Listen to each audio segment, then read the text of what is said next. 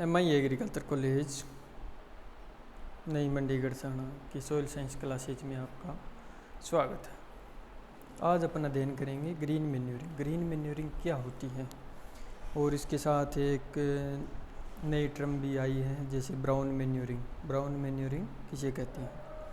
Brown manuring के अंतर्गत क्या आता है, जैसे धान की जो फसल है उसमें डेंचा की फसल उगाकर हर्बिसाइड का उपयोग करके उसको हर्बिसाइड का छिड़काव करके उनकी जो पत्तियां हैं वो झड़ जाती है। जब हर्बिसाइड का अपन उपयोग करते हैं तो पानी के ऊपर एक परत बन जाती है। किसकी? जो डेंचा की जो पत्तियां होती हैं उनकी एक परत पानी के ऊपर बन जाती है, तो उसे क्या कहते हैं अपन? ब्राउन मैन्यूरिंग कहते हैं।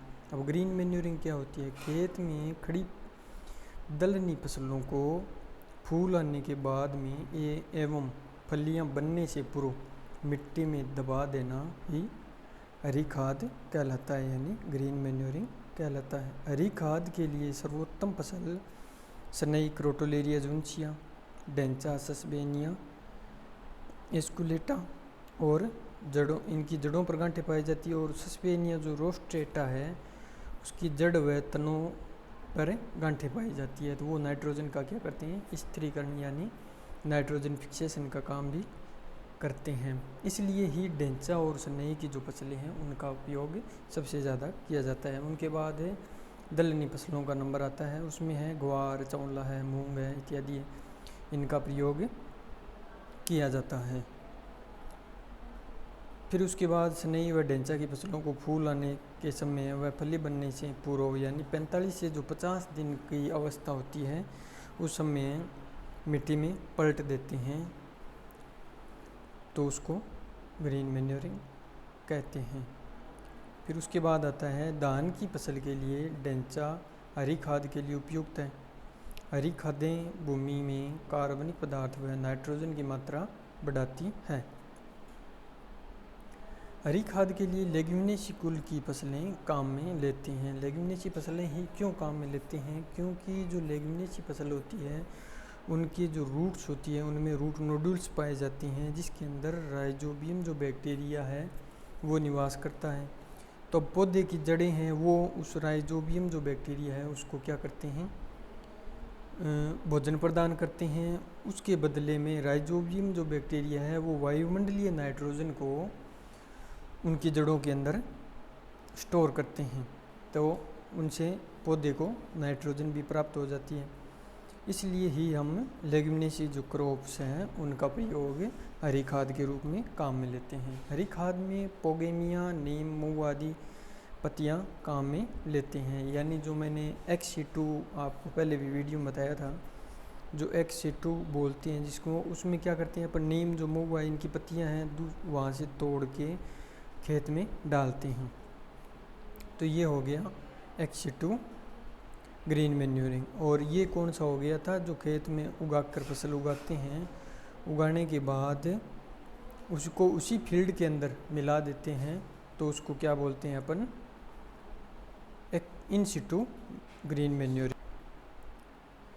ये हो गया आपका हरी खाद के बारे में। इसके बाद आता है जीवांश खादों में प्रमुख पोषक तत्वों की प्रतिशत मात्रा। मैंने कल भी बताया था आपको कि कौन सी गोबर की खाद के अंदर शहरी कंपोस्ट है, वर्मी कंपोस्ट है, उसके अंदर कितने प्रतिशत NPK पाया जाता है।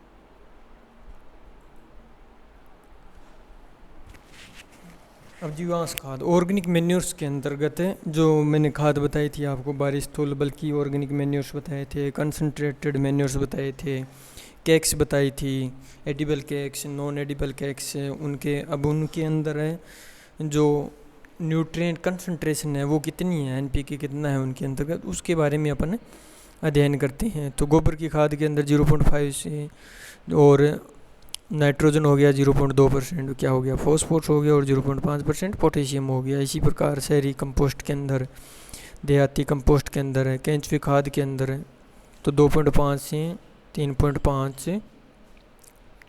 से 3 तथा फॉस्फोरस 1% और 1.5% पोटेशियम हो गया। ये आपको याद रखने हैं। तो हरी खाद के अंदर 0.6% नाइट्रोजन, 0.2% फॉस्फोरस और 0.6% पोटेशियम होता है। हरी खाद का उपयोग ऑर्गेनिक मैटर बढ़ाने के लिए किया जाता है। उसे जब हम उस हरी खाद को भूमि के अंदर वापस मिलाते हैं तो जो एमिनो अम्लस हैं, प्रोटीन्स हैं, उनका वो टूटते हैं, फिर उनसे नाइट्रोजन निकलती है, अमोनिया निकलती है, तो अमोनियम के रूप में भूमि के अंदर रह जाते हैं। इसी प्रकार सूक्ष्म जीवों की जो क्रियाशीलता है वो बढ़ जाती है। जैसे अपन जो भी ऑर्गेनिक मैन्योर अपन काम में ले रहे हैं तो उनसे क्या होता है, सूक्ष्म जीवों की एक्टिविटी है वो भूमि के अंदर बढ़ जाती है। फिर आता है उसके बाद कंसनट्रेटेड मैन्योर्स, गवानो, इसमें 13% नाइट्रोजन, ड्राई ब्लड है उसमें 10% है, नाइट सोइल है उसमें 5.5% है, और मछली की खाद है उसमें 4 से 10% क्या है, नाइट्रोजन है। 3 से 9% फॉस्फोरस और 0.8% पोटेशियम होता है। फिर उसके बाद आ गई कैक्स, खलियाँ। अरंडी की खली में 4.3% नाइट्रोजन, 1.8% फॉस्फोरस और 1.3% पोटेशियम होता है। इसी प्रकार बनोले की खली में, सरसों की खली में 5.1% नाइट्रोजन पाया जाता है। फिर उसके बाद आता है मूंगफली की खली, इसके अंदर 7.3% नाइट्रोजन, 1.5% फॉस्फोरस, 1.3% पोटेशियम होता है। कुसुम की खली छिलका रहित, यानी उसका जो ऊपर का कवर होता है वो हटा हुआ होता है, तो उस खली के अंदर 7.9% नाइट्रोजन, 2.2% फॉस्फोरस और 1.9% क्या होता है, पोटेशियम होता है। अब बात आती है बायो फर्टिलाइजर्स। बायो फर्टिलाइजर्स क्या होते हैं, जैव उर्वरकों में लाभदायक सूक्ष्म जीवों जैसे बैक्टीरिया है, फफूंद है, नील हरित शैवाल है आदि कल्चर का प्रयोग करते हैं, जो कि क्या करते हैं, पौधों को NPK उपलब्ध करवाते हैं। जैसे नाइट्रोजन की अगर अपन बात करें तो जैसे नाइट्रोबैक्टर है, एजोस्पिरिलम, एजोटोबैक्टर और राइजोबियम जो बैक्टीरिया हैं वो क्या करते हैं, नाइट्रोजन का फिक्सेशन करते हैं भूमि के अंदर। तो वो क्या हो गए, एक बायो फर्टिलाइज़र हो गए, न तो वो केमिकल हो गए, न जो कि अपन बनाते नहीं है। जो सूक्ष्म जीव है वो ही वायुमंडलीय नाइट्रोजन को भूमि के अंदर स्टोर करते हैं। इसी प्रकार PSB जो फॉस्फोर सोल्युबलाइजिंग बैक्टीरिया है या माइक्रोराइजा है वो क्या करते हैं, भूमि के अंदर है फिक्स फॉर्म के अंदर जो फॉस्फोरस होता है उसका क्या करते हैं, घुलनशील अवस्था में पौधों को प्रदान करने के लिए छोड़ देते हैं। फिर जब पौधों के लिए वो एब्जॉर्ब करने में आसानी हो जाती है, क्योंकि फिक्स फॉर्म के अंदर क्या होता है, फॉस्फोरस है जो पौधों को उपलब्ध नहीं हो पाता है। इसी प्रकार जैव उर्वरकों को 2 प्रकार के होते हैं, नाइट्रोजन पोषक तत्व प्रदान करने वाले जैव उर्वरक और फॉस्फोरस पोषक तत्व प्रदान करने वाले जैव उर्वरक यानी बायो फर्टिलाइजर। तो नाइट्रोजन पोषक तत्व प्रदान करने वाले बायो फर्टिलाइजर कौन, ये जीवाणु वातावरण की समतंत्र यानी फ्री नाइट्रोजन को नाइट्रेट में परिवर्तित कर देते हैं, जिसे नाइट्रोजन का जैविक यानी बायोलॉजिकल फिक्सेशन भी कहते हैं। ये 2 प्रकार के होते हैं। 2 प्रकार क्या होते हैं, एक तो सिम्बायोटिक बैक्टीरिया हो गए, दूसरे हो गए नॉन सिम्बायोटिक बैक्टीरिया। अब सिम्बायोटिक बैक्टीरिया क्या करते हैं, जैसे राइजोबियम है वो जड़ों के साथ सह संबंध बना के रखते हैं, जैसे उनसे भोजन प्राप्त करते हैं, साथ में उनको नाइट्रोजन उपलब्ध करवाते हैं। और जो non symbiotic free living bacteria है वो क्या करते हैं, जड़ों के साथ कोई संबंध नहीं बनाते हैं, साथ में सीधे ही वायुमंडलीय नाइट्रोजन का स्थिरीकरण करते हैं यानी फिक्सेशन करते हैं। अब ये जो सिम्बायोटिक बैक्टीरिया ये फसलों के साथ सहजीवी के रूप में रहते हैं। राइजोबियम यह जीवाणु दलनी फसलों की जड़ों पर गांठें बनाकर नाइट्रोजन का बायोलॉजिकल फिक्सेशन करते हैं।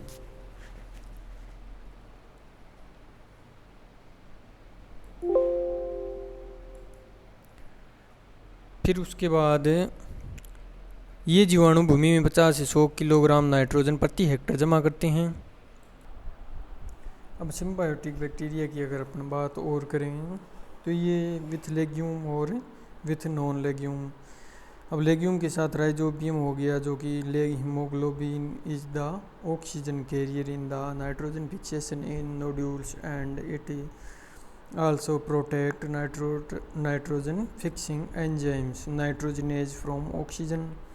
Leg hemoglobin has high affinity to O2 and it releases O2 to bacteroid slowly and in just sufficient quantity.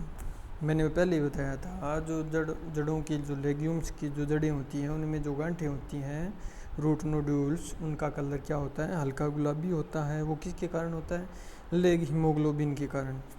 अब लेग हीमोग्लोबिन क्या करता है, जो राइजोबियम बैक्टीरिया की जो जड़ गांठें हैं उनमें बैक्टीरिया के लिए जो ऑक्सीजन का ट्रांसपोर्ट करता है, वो क्या करता है, लेग हीमोग्लोबिन करता है. अब नॉन लेग्यूम की अगर बात करें अपन, उसमें क्या होता है, 160 स्पीशीज यानी जातियां हैं किसकी, नाइट्रोजन फिक्सेशन करने वाली बैक्टीरिया की. तो इसमें मेन है फ्रैंकिया एंड कैसूरिना एल्डर, जो कि एसोसिएट विथ कैसूरिना एक जीरोफाइटिक ट्री, उसके साथ एसोसिएशन में रहते हैं. और इसके बाद आता है लेग्यूम्स कितनी नाइट्रोजन फिक्सेशन करती है, तो वो है 150 से 250 kg nitrogen per hectare per year. और बीन्स की अगर बात करें जो, तो उनमें 30 से 50 kg nitrogen per hectare per year. Algae और जीन्स नॉन स्टॉक की अगर बात करें तो उनमें 10 से 20 kg नाइट्रोजन प्रति हेक्टर प्रति वर्ष स्टोर होती है. पल्सेज दाल की बात करें तो 30 kg नाइट्रोजन प्रति हेक्टर प्रति ईयर नाइट्रोजन फिक्सेशन होता है. फैक्टर्स कौन कौन से इफेक्ट करते हैं नोड्यूल फॉर्मेशन और नाइट्रोजन फिक्सेशन के अंदर, तो वो क्या होता है, पीएच है. जैसे legumes fails to develop nodules when pH less than 5, यानी एसिडिक कंडीशन के अंदर क्या होता है, नोड्यूल्स का निर्माण नहीं हो पाता है. और नाइट्रोजन और फॉस्फोरस स्टेटस ऑफ सॉइल, जैसे नाइट्रोजन और फॉस्फोरस का अनुपात है उसमें डिफरेंस होता है, तो भी नोड्यूल्स यानी नाइट्रोजन फिक्सेशन नहीं हो पाता है.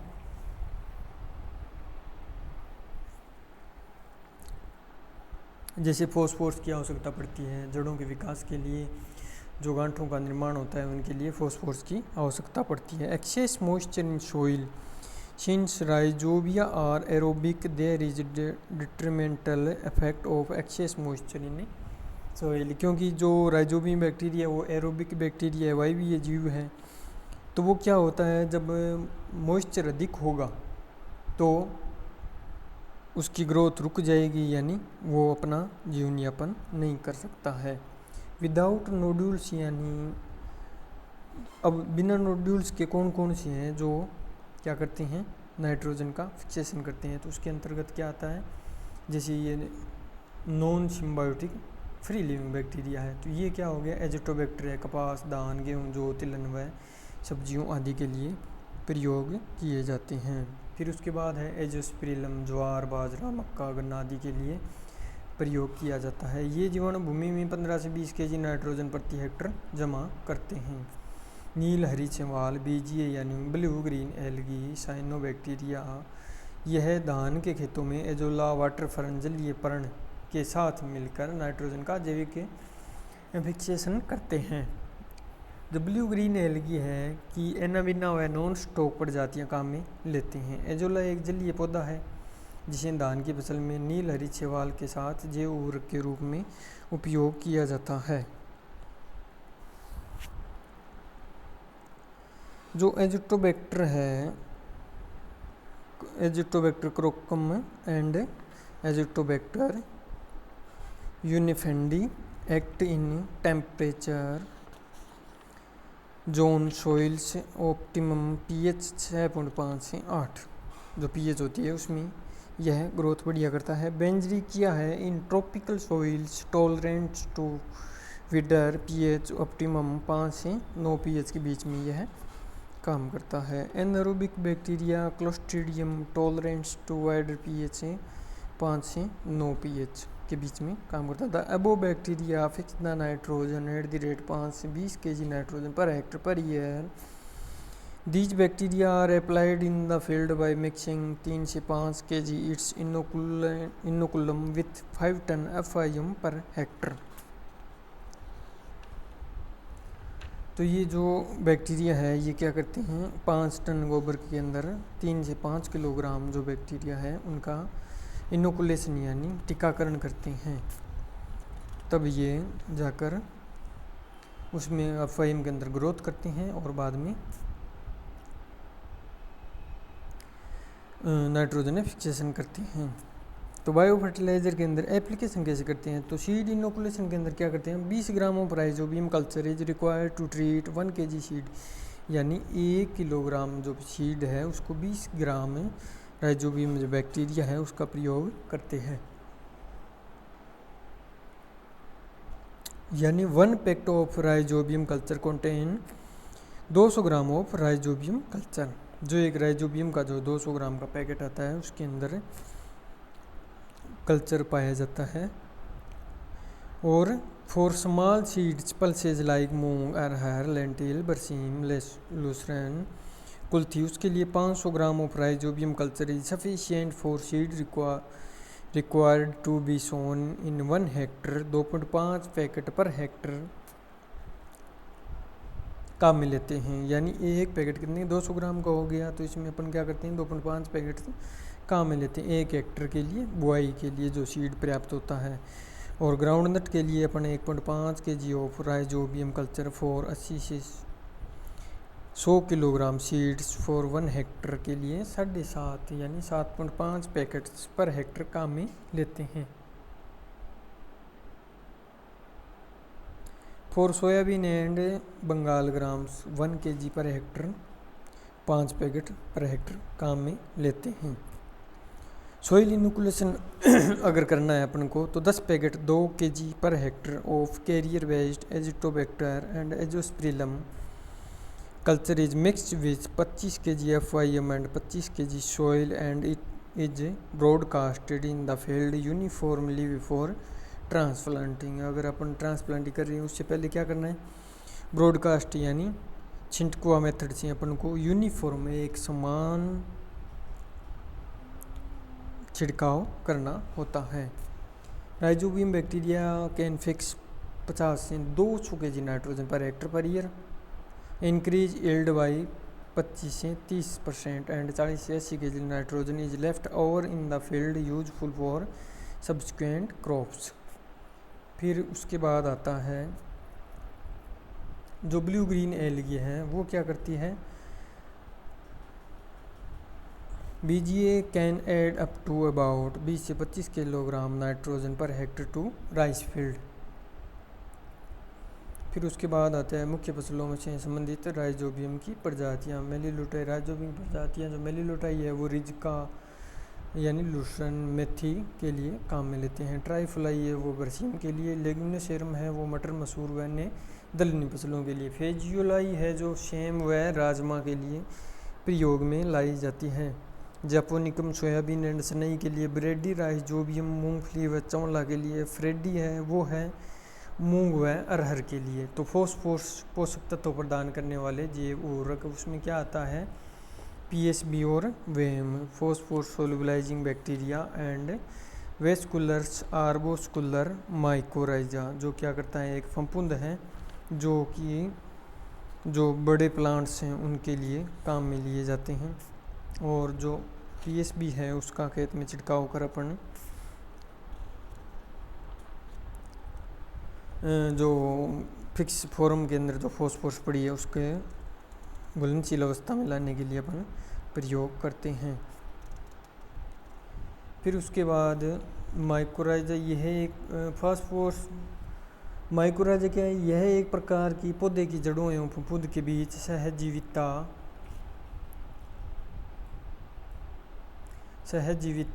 सिम्बायोसिस है जो भूमि में उपस्थित फॉस्फोरस को घुलनशील अवस्था में बदलकर पौधे को उपलब्ध कराती है, जैसे वेस्कुलर्स आर्बोस्कुलर माइकोराइजा।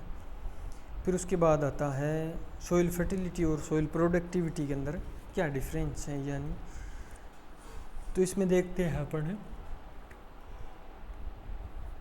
सोइल फर्टिलिटी उचित अनुपात में भरपूर मात्रा में पोषक तत्वों की आपूर्ति का आनुवंशिक गुण है, यह भूमि का आनुवंशिक गुण है। और मृदा की फसलोत्पादन यानी सोइल प्रोडक्टिविटी के अंदर क्या होता है, मृदा की फसलोत्पादन की क्षमता है।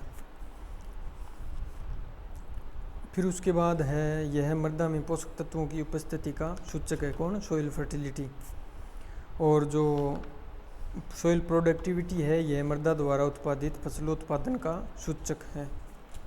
और जो सोइल फर्टिलिटी है इसका विश्लेषण प्रयोगशाला के अंदर किया जाता है।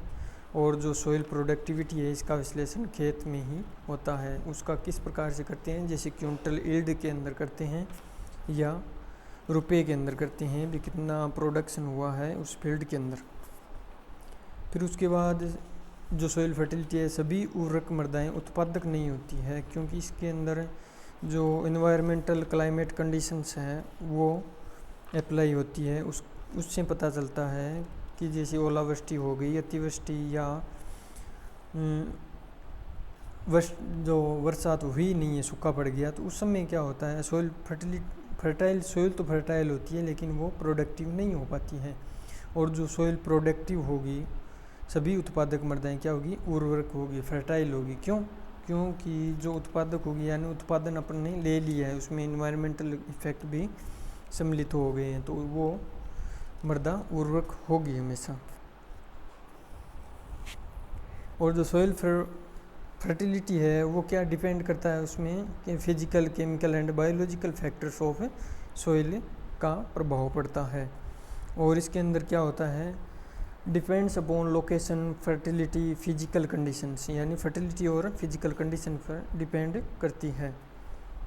सोइल फर्टिलिटी क्या होती है, न्यूट्रिएंट स्टेटस ऑफ सोइल होता है। और सोइल जो प्रोडक्टिविटी होती है उसमें क्या होता है, soil fertility plus management plus climate, तीनों आ गए उसमें प्रोडक्टिविटी के अंदर। It is a inherent property of soil. Soil fertility क्या है, it is a inherent property of soil. और soil productivity it is not a inherent property of soil. तो ये हो गया आपका सोइल फर्टिलिटी एंड प्रोडक्टिविटी में जो डिफरेंस पूछे जाते हैं वो हो गया है। और उसके बाद आपको इनके बारे में बता दिया है। जो बायो फर्टिलाइज़र्स हैं इनके बारे में आप और भी अध्ययन कर सकते हैं, भी कौन सी फसल है वो कितने किलोग्राम तक नाइट्रोजन स्टोर करती है। तो जैसे अपन इनकी बात करें फसलों की, भी कौन सी फसल है, दलहन, सबसे ज़्यादा दलहनी फसलें हैं वो क्या करती है, अधिक नाइट्रोजन स्टोर करती है। जैसे अपन लहसुन रिजके की बात करें तो यह 194 किलोग्राम नाइट्रोजन पर हेक्टर भूमि के अंदर छोड़ता है। और इसके बाद है काउपी है, जो किसे बोलते हैं अपन, चौला बोलते हैं, उसके अंदर 90 किलोग्राम नाइट्रोजन पर हेक्टर प्रति वर्ष स्टोर करने की क्षमता होती है। फिर उसके बाद मटर की अगर बात करें अपन तो उसमें 72 kilogram nitrogen per Hector store करती है। Soybean 58 kilogram nitrogen per Hector store करता है। और बीन्स है जो ये 40 kilogram nitrogen per Hector store करते हैं। पीनट यानी मूंगफली है वो क्या करती है, 42 kilogram nitrogen per Hector store करती है। और जो बायो फर्टिलाइजर्स हैं जैसे ब्लू ग्रीन एल्गी है, जो टोबैक्टर हैंड है, जो स्प्रिलम्स हैं, ये क्या करते हैं, एक्स्ट्रा में क्या करते हैं, इंडोल एसिटिक एसिड है, इंडोल ब्यूटारिक एसिड है, नेप्थलिक एसिडिक एसिड है, जिब्रेलिक एसिड है, इनका और विटामिन्स का भी रेगुलेशन यानी रेगुलेटर्स का काम भी करते हैं। और जो एजोला है वो क्या करती है, जो नाइट्रोजन के अलावा, नाइट्रोजन तो भूमि के अंदर बढ़ाते ही बढ़ाते हैं, लेकिन वो क्या करते हैं, ऑर्गेनिक मैटर का भी उत्पादन बढ़ाते हैं। यानी ऑर्गेनिक मैटर की जो बायोमास है वो उसकी बढ़ा देते हैं। और इंक्रीज सोइल फर्टिलिटी क्या है, सोइल की जो फर्टिलिटी है उसको भी इंक्रीज कर देते हैं।